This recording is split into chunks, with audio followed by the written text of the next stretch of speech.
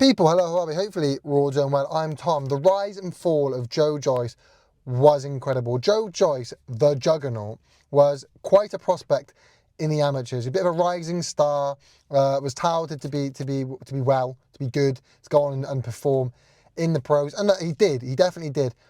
He had a very astronomical rise in the pros due to the way he was forced into fights. I say forced, he was probably willing to do this. I think he had to be, by the nature of when he turned pro, how late on it was, and his age. We saw a similar thing was kind of needed to be done with Fraser Clark, and it hasn't quite gone as well. I do think it's fair to say that his career hasn't quite gone the way he would have hoped. Hasn't quite gone to plan. That he was rushed through the pro ranks. And this was because he was just so old. I don't know how old he was when he turned over pro, but he was old. He sort of turned pro when most people kind of retire. Like, it was late on. So he was rushed through to try and kind of make up for this, to make up for lost time, to catch up kind of with the rest of the division. And it looked like it was working. To be fair, it looked like all was well. It looked to be going the way he would have hoped it was going. But his style meant it was only a matter of time. It was a ticking time bomb until something happened. And unfortunately, something happened. Very early on in his career, he took on tough operators. And look, he was the boogeyman of his division. He was the man nobody would fight.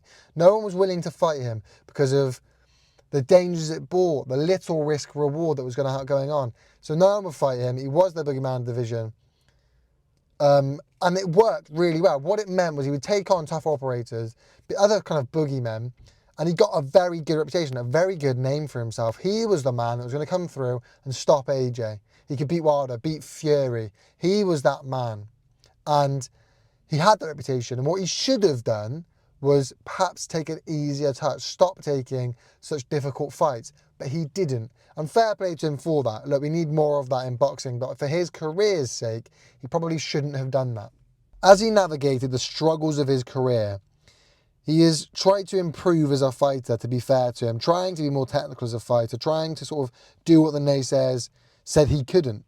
I think the reason why he kept taking on tough opposition and tough operators when perhaps he didn't need to, he could take an easier touch, is because ultimately he didn't have a lot of experience as a pro. He was rushed through and he needed to make up for lost time. And the best way of doing that is by fighting tough guys and getting the experience. I think that's why, so that he'd be ready for anyone he fights in the changing heavyweight division. No matter who he fought, he'd be ready for them.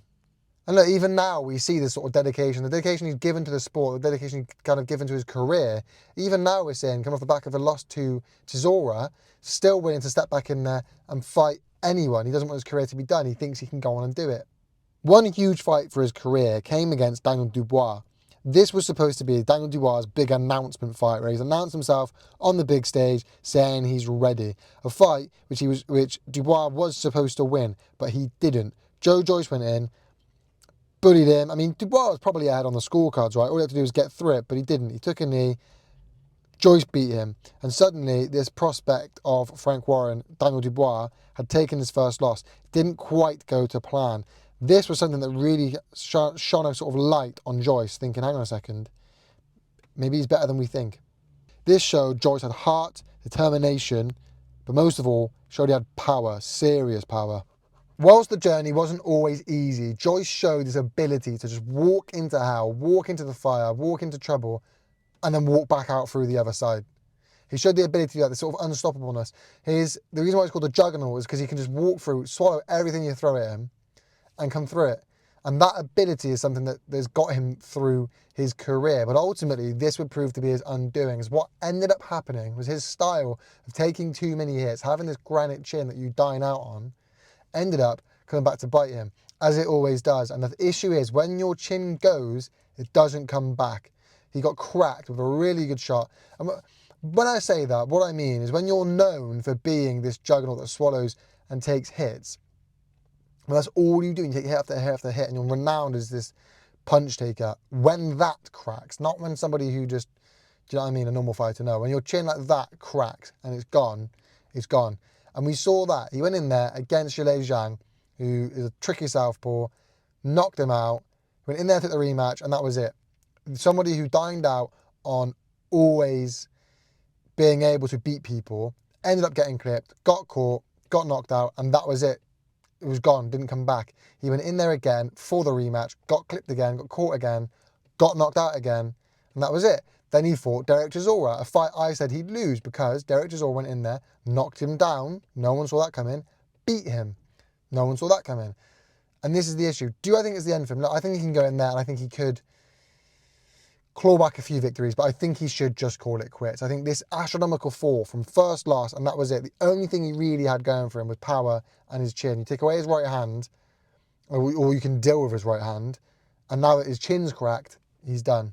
And that's what happened. Derek Chisora, who could deal with Joyce's power, and his chin was cracked, was able to land again. He needs to be careful about who he fights now. And that's the difficulty of this. I'd like to see him retire. And that's why it fell so astronomical, because he was able to beat these guys by absorbing their power and then just eventually getting to them. Now he can't absorb their power.